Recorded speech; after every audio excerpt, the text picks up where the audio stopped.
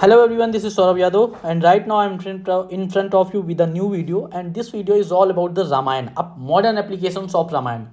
What are the modern applications? आखिर आज के युग में रामायण को हम कैसे यूज कर सकते हैं, आज के युग में हम रामायण का कैसे सदुपयोग कर सकते हैं, आज के युग में हम रामायण को कैसे समझकर अपने जीवन को धन्य बना सकते हैं, आज के युग में हम राम को कैसे प्राप्त कर सकते हैं, आज के युग में हम सीता माता जैसे कैसे बन सकते हैं, आज के युग में हम हनुमान जी जैसा कैसे बन सकते हैं, आज के युग में हम अपनी अपनी मैक्सिमम पोटेंशियल को कैसे समझ सकते हैं। इसी सब को जानने हम रामायण के बारे में पढ़ेंगे। और रामायण को मैंने एक बहुत ही अच्छे ढंग से उसके शॉर्ट पार्ट्स किए हैं। सबसे पहले हम राम के बारे में जानेंगे। इस श्रृंखला के पूरे 5 वीडियोस होंगे। सबसे पहले वीडियोस में हम राम के बारे में जानेंगे, दूसरे वीडियो में हम मंथरा के बारे में जानेंगे, तीसरे वीडियो में हम सोने का हिरण के बारे में जानेंगे, चौथे वीडियो में हम भाइयों के बारे में जानेंगे और 5वें वीडियो में हम उसका पूरा सारांश कंक्लूजन के बारे में जानेंगे कि what is the conclusion of the Ramayan. पूरे रामायण का सारांश क्या है उसके बारे में हम जानेंगे। तो इस वीडियो में हम सबसे पहले रामायण के बारे में जानेंगे और राम के बारे में जानेंगे। सबसे पहले मैं आपको बता दूं कि रामायण हिंदुओं की एक ऐसी कथा है जिसे वो प्रेरणा मानते हैं, और उसी रामायण के जो महान कैरेक्टर हैं वो हैं राम। इस रामायण कहानी के जो सबसे हीरो हैं, जो कैरेक्टर हैं, जो मेल कैरेक्टर हैं, जो सबसे महान कैरेक्टर हैं वो हैं राम, और जिन्हें ये पूरी दुनिया भगवान श्री राम के नाम से जानती है। तो इसी रामायण के जो सबसे महानतम कैरेक्टर में से एक है भगवान श्री राम। उन्हीं श्री राम के बारे में आज हम जानेंगे। सिर्फ जय श्री राम का नारा लगाने से राम नहीं मिलते हैं, राम मिलते हैं राम को जानने से, राम को पहचानने से, राम को समझने से राम मिलते हैं। तो इन्हीं राम को हम सबसे पहले इनके राम नाम का वर्ड का मतलब समझेंगे। तो नाम आता है राम। राम का जब संधि विच्छेद करते हैं तो रा प्लस माँ आता है, और रा का मतलब होता है लाइट, प्रकाश। रा का मतलब होता है लाइट और प्रकाश, और माँ का मतलब होता है विद इन मी, अपने अंदर ही। माँ का मतलब अपने अंदर ही और रा का मतलब लाइट। तो इस राम का मतलब जो है वो है मेरे अंदर की ही लाइट, मेरे अंदर का ही प्रकाश ही राम है। मेरे अंदर की ही लाइट, मेरे अंदर का प्रकाश ही राम है। राम नाम का मतलब यही है।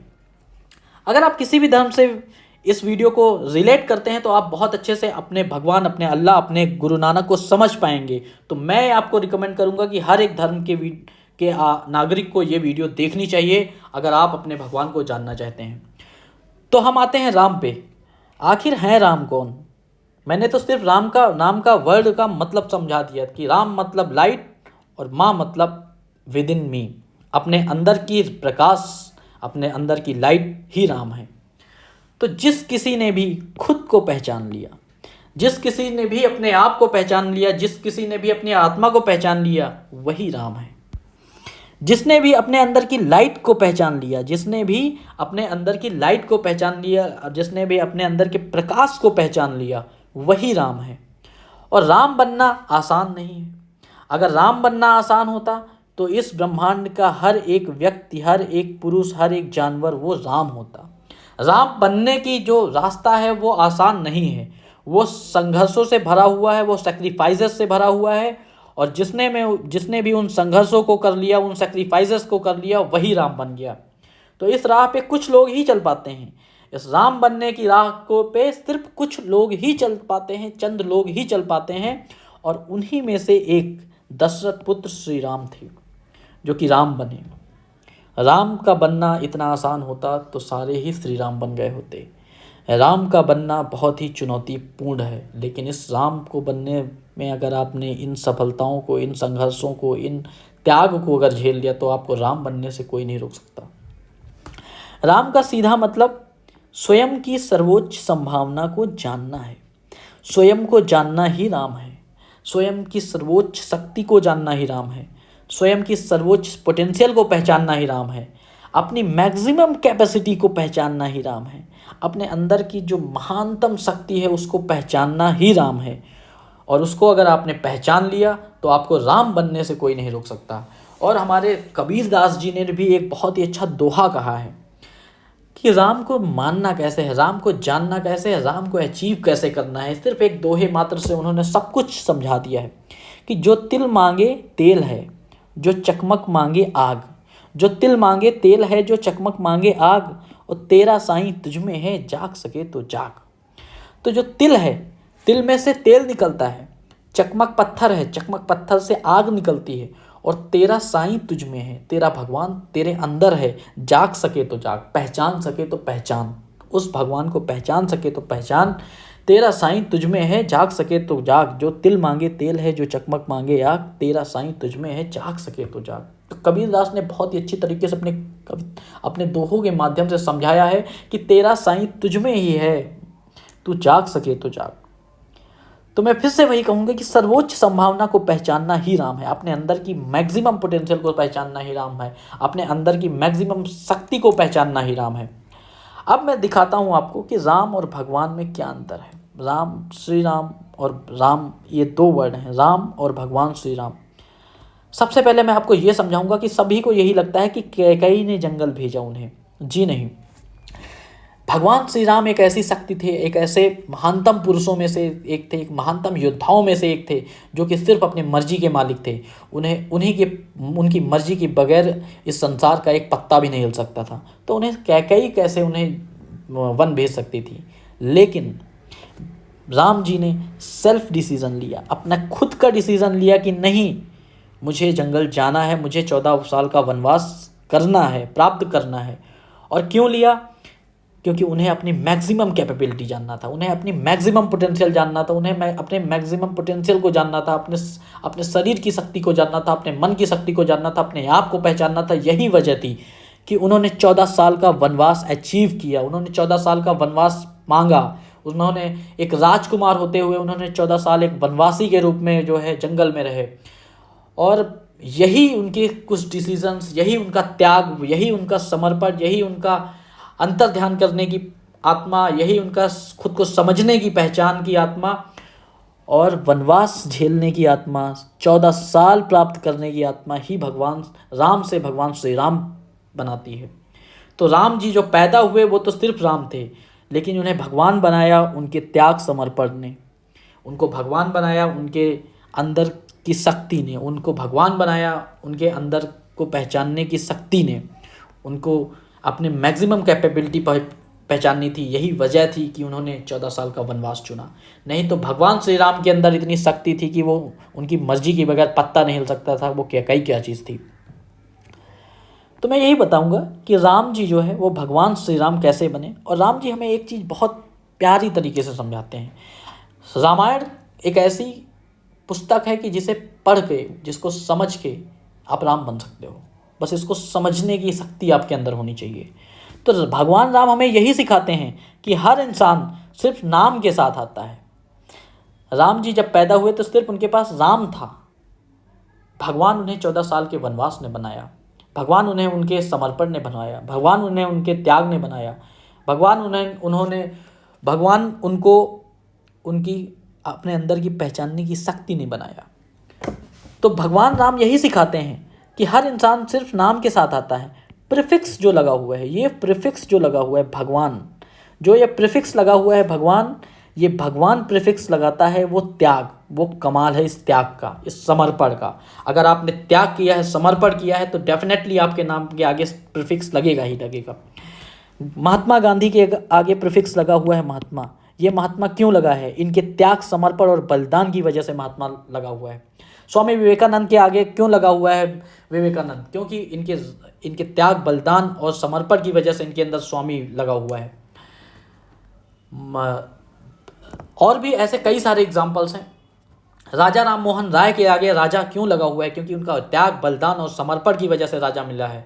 तो भगवान श्री राम यही सिखाते हैं कि जिसने भी त्याग, बलिदान और समर्पण किया है उसके आगे प्रीफिक्स लगेगा। वो भगवान का लग सकता है, वो महात्मा का लग सकता है, वो राजा का लग सकता है। डॉक्टर APJ अब्दुल कलाम को missile man of the India क्यों कहते हैं? Just because of that, because उन्होंने त्याग, बलिदान और समर्पण किया।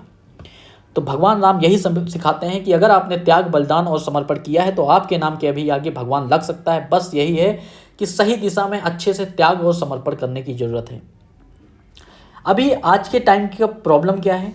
लोग मंदिर जाते हैं, पूजा करते हैं, अगरबत्ती लगाते हैं, मत्था टेकते हैं और मन्नतें मांगते हैं कि मेरा यूपीएससी में सिलेक्शन हो जाए, मुझे संतान प्राप्ति हो जाए, मेरा एनडीए में सिलेक्शन हो जाए, मुझे फ़ौज में जाना है, एट्सेट्रा एट्सेट्रा।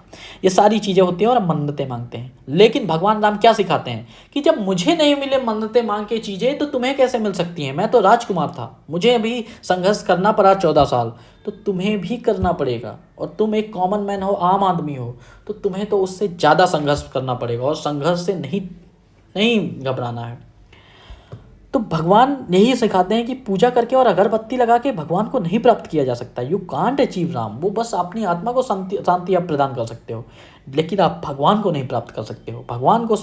भगवान सीधा सा फंडा एक अपना प्रोटोकॉल सेट करके गए हैं कि भगवान बनने का रास्ता है वो है हाईएस्ट लेवल ऑफ सेक्रीफाइस। जिसने भी त्याग और बलिदान इस संसार में किया है, हाईएस्ट लेवल ऑफ सेक्रीफाइस जिसने किया है, हाईएस्ट लेवल ऑफ त्याग और बलिदान किया है, वही भगवान बना है। और जिसने कर लिया वो भगवान बन गया, जो नहीं कर पाया वो आम इंसान ही बन के रह गया। तो ये आपको डिसाइड करना है कि आपको भगवान बनना है कि इंसान बनना है। भगवान बनना है तो त्याग और बलिदान करना ही पड़ेगा और कोई ऑप्शन नहीं है। भगवान राम जी खुद सेट कर गए हैं कि जब मैं एक राजकुमार होते हुए मुझे 14 साल का वनवास काटना पड़ा, तो तुम तो एक इंसान थे, तुम्हें तो डेफिनेटली काटना ही पड़ेगा।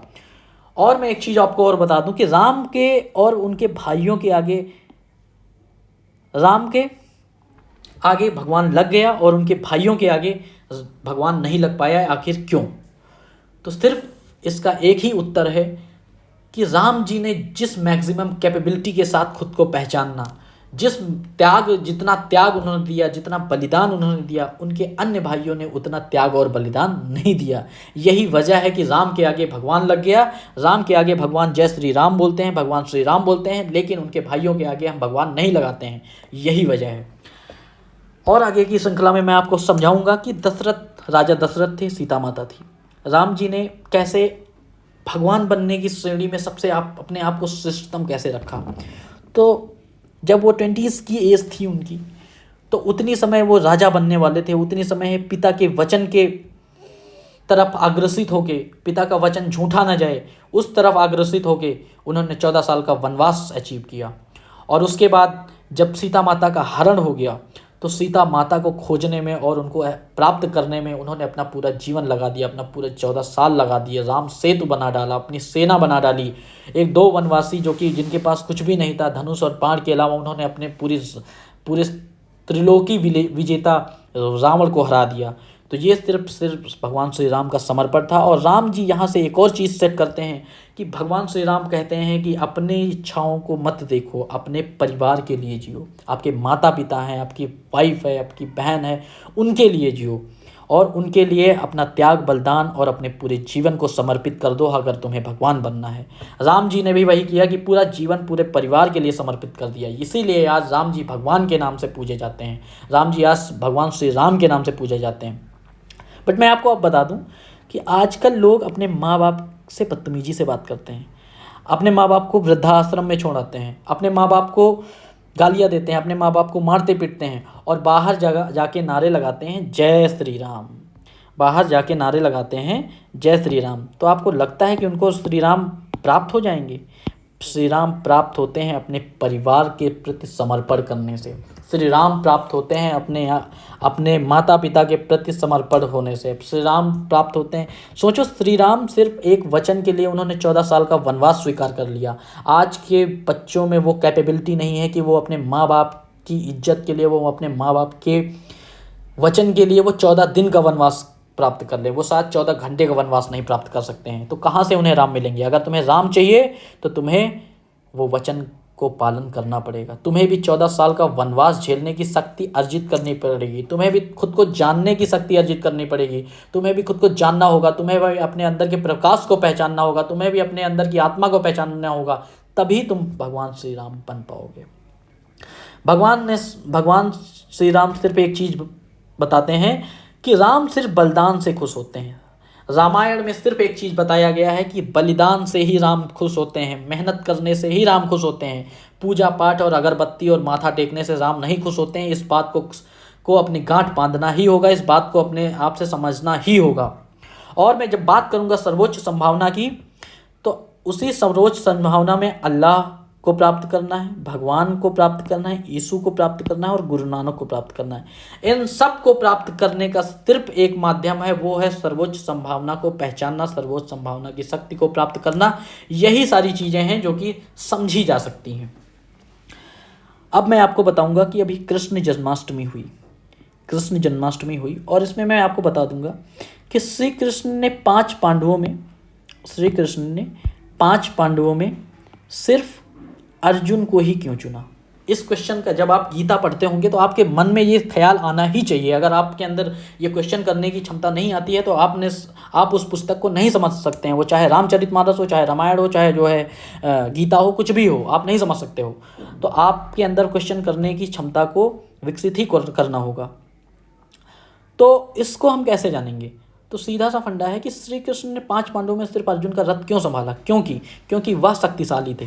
उनके अंदर जो त्याग और बलिदान करने की शक्ति थी वो उनके चार भाइयों में नहीं थी। वो जो फोकस और कंसंट्रेशन उनके अंदर था वो उन चार भाइयों में नहीं था। जो उनके अंदर मेहनत करने की क्षमता थी वो उन चार भाइयों में नहीं थी। यही एक रीज़न है कि श्री कृष्ण ने अर्जुन का रथ संभाला और आज वो महानतम योद्धाओं में से एक माने जाते हैं, जस्ट बिकॉज ऑफ दैट कि वो एक शक्तिशाली थे। तो यहाँ से हम क्या मोटो निकालेंगे, यहाँ से हम कंक्लूजन क्या निकालेंगे कि अगर आप शक्तिशाली हैं तो भगवान भी आपके साथ होंगे, और अगर आप शक्तिशाली नहीं हैं तो भगवान भी नहीं साथ देंगे। और शक्तिशाली हम कैसे बनेंगे? शक्तिशाली बनेंगे हम मेहनत करके। अगर मेहनत करेंगे तो शक्तिशाली बनेंगे तो भगवान को प्राप्त करेंगे। आज के पेरेंटिंग सिस्टम में देख लो, आज के पेरेंट्स को देख लो, उसी बच्चे को वो सबसे ज़्यादा प्यार करते हैं, उसी बच्चे को सबसे ज़्यादा फोकस करते हैं, उसी बच्चे को सबसे ज़्यादा रिस्पेक्ट करते हैं जो सबसे ज़्यादा मेहनती होता है। और जो मेहनती होगा वही शक्तिशाली होगा और वही भगवान को प्राप्त करेगा। भगवान श्री राम ने सिर्फ एक चीज़ बताया है कि सामान्य इंसान जगदीश तभी बन सकता है, राम तभी बन सकता है जब वो एक्सट्रीम स्ट्रगल करेगा, सबसे ज़्यादा महानतम स्ट्रगल करेगा। जो महानतम स्ट्रगल करेगा वही जगदीश बनेगा, वही राम बनेगा, वही ईश्वर को प्राप्त करेगा, अल्लाह को प्राप्त करेगा, गुरु नानक को प्राप्त करेगा और उन जैसा बनेगा। हम सोचते हैं कि प्रेयर से हम जीसस को अचीव कर लेंगे, नमाज से हम अल्लाह को प्राप्त कर लेंगे, अरदास से हम नानक को प्राप्त कर लेंगे, बट ऐसा नहीं है। प्रेयर, नमाज और अरदास से हम जीसस, अल्लाह और नानक को नहीं प्राप्त कर सकते हैं।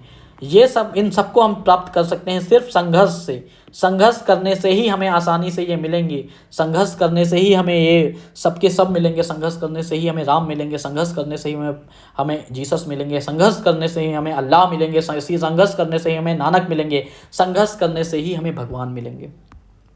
अब संघर्ष को देखते हैं कि संघर्ष करने से क्या होता है। संघर्ष असली चमक है, असली त्याग है, असली पसीना है, असली मेहनत है। संघर्ष करने से ही असली त्याग आता है, संघर्ष करने से ही पसीना आता है, संघर्ष करने से ही मेहनत से आता है, पसीने से आता है, त्याग से आता है।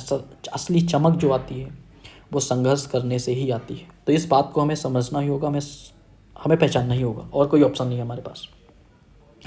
राम के संदेश को समझना है, राम के संदेश को अगर समझना है तो आपको ये समझना होगा कि राम जी ने एक राजकुमार होते हुए उन्होंने 14 साल संघर्ष किया। राम जी एक राजकुमार होते हुए उन्होंने 14 साल संघर्ष किया, और आजकल के लोग 14 दिन भी संघर्ष नहीं कर पाते हैं। तो राम जी के संदेश को हमें समझना ही होगा कि वो एक राजकुमार होते हुए उन्होंने 14 साल संघर्ष किया, तो तुम्हें भी इतना ही संघर्ष करना पड़ेगा अगर तुम भगवान बनना चाहते हो। तो अगर तुम एक कॉमन मैन बनना चाहते हो, एक आम नागरिक बनना चाहते हो, तो कोई दिक्कत नहीं है, कोई संघर्ष करने की ज़रूरत नहीं है। लेकिन जब संघर्ष आएगा तो इतना एक्सट्रीम संघर्ष आएगा कि उसे तुम हैंडल नहीं कर पाओगे। अल्टीमेटली इस वीडियो को अंत करने का समय आ गया है। राम के बारे में जितना मैं बता सकता था मैंने आपको बता दिया है। अल्टीमेटली इस वीडियो का अंत में इस चीज़ से करूँगा कि आपकी सर्वोच्च जिम्मेदारी आपका परिवार है, आपकी सर्वोच्च जिम्मेदारी आपका परिवार है, और इसी को हम राम कहते हैं। तो आपकी सर्वोच्च जिम्मेदारी आपका परिवार है। अगर आपने अपनी सर्वोच्च जिम्मेदारी से अपने परिवार के प्रति खड़े रहे, अपने परिवार का साथ दिया, अपने परिवार के लिए, आप अपने परिवार के वचन के लिए आप खड़े रहे, तो आप राम को प्राप्त कर जाएंगे। और राम को प्राप्त करना है तो आपको अपनी सर्वोच्च जिम्मेदारी समझना होगा, अपना सर्वोच्च बलिदान समझना होगा, अपने आप को पहचानना होगा, अपनी चीज़ों को जानना होगा। यही सब राम अचीव करने के एक रास्ता है।